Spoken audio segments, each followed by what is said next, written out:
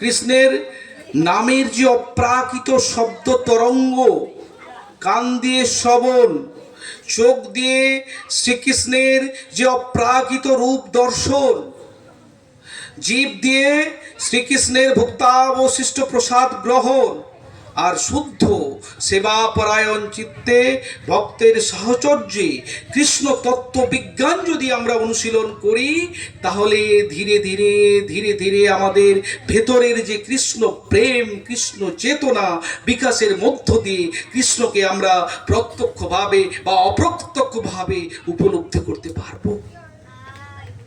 কারণ নবম অধ্যায়ের 2 নম্বর শ্লোকে বলা আছে যে প্রত্যক্ষ অবগমম ধর্মম সুসুখম কর্তব্যব্যয়ম। একদম গীতা পড়বে, নবম অধ্যায়ের 2 নম্বর শ্লোকে বলা আছে। শুধু কি তাই, কৃষ্ণকে দেখতে গেলে বলা হয়েছে যে ভক্ত তনন্নয়া সখ্য অহমেব বিধর্জুন, অর্থাৎ কৃষ্ণকে উপলব্ধি করার জন্য যে অনন্য ভক্তির দ্বারা কৃষ্ণকে জানা যায়, মানে জাতুঞ্চ দ্রষ্টুঞ্চ, কৃষ্ণকে দেখা যায়, প্রবেষ্টুঞ্চ পরন্তব, তার চিন্ময় ধামে প্রবেশ করা যায়।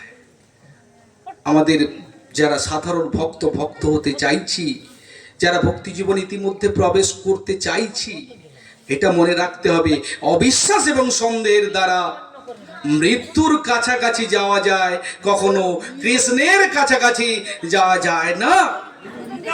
গৌর প্রেমানন্দে।